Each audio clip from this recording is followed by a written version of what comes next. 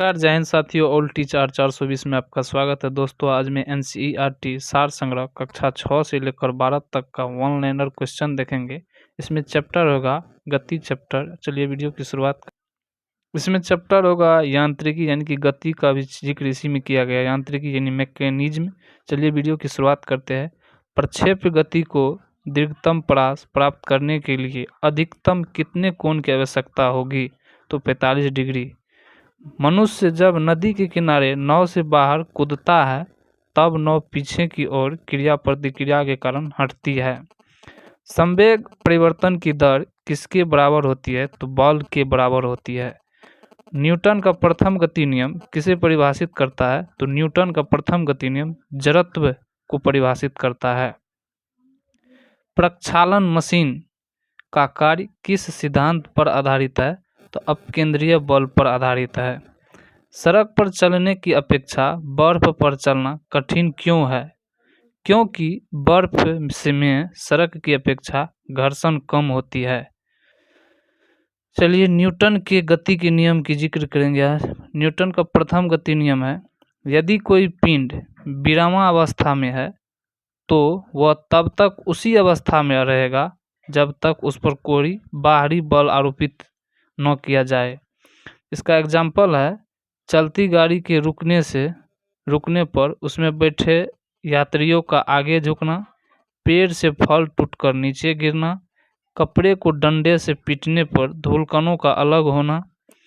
और न्यूटन का दूसरा गति नियम है, किसी वस्तु के संवेग में परिवर्तन की दर उस पर लगाए गए बल के समानुपाती होती है तथा संवेग परिवर्तन की दिशा बल के अनुदिश होती है।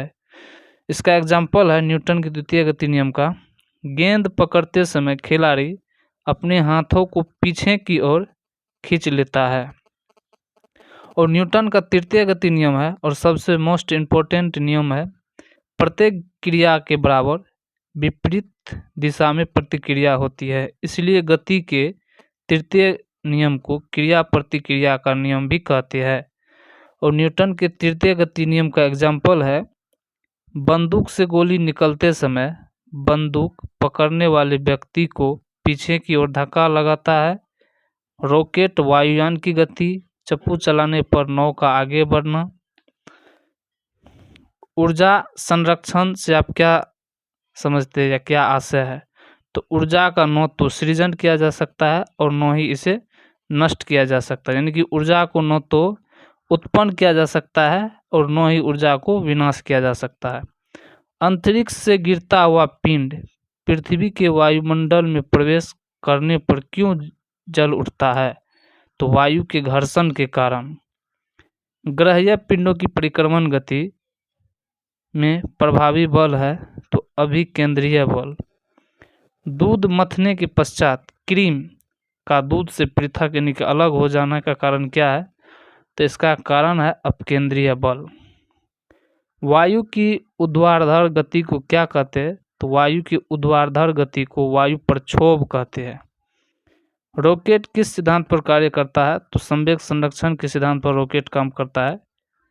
पेंचकस के द्वारा पेंच घुमाना एवं दरवाजे के हत्थे का कब्जे से दूर लगाना बल आघूर्ण के उदाहरण है। किसी पिंड के संवेग और वेग के अनुपात से प्राप्त मान क्या कहलाता है? तो द्रव्यमान कहलाता है। त्वरण ज्ञात करने का प्रमुख सूत्र है A बराबर v-u/t, जहाँ A त्वरण, v अंतिम वेग, u प्रारंभिक वेग और t तो सब जानता है समय होता है। तेल से अंशतः भरा हुआ टैंकर समतल सड़क पर एक समान त्वरण से जा रहा है। तेल का मुक्त पृष्ठ कैसा होगा? तो परवलयिकार यानी कि वक्राकार होगा। एक समान वृत्तीय गति पर त्वरण सदैव उपस्थित रहता है। किसकी उपस्थिति के कारण ब्लैक बोर्ड तथा कागज पर लिखना संभव है? तो घर्षण के कारण, यानी कि घर्षण जब नहीं रहेगा तो लिख नहीं पाएंगे। सरल आवर्त गति के दोलन में किसकी आवश्यकता होती है? प्रत्यास्थता एवं जड़त्व दोनों की कमानी तुला किस सिद्धांत पर कार्य करती है? तो हुक के नियम पर।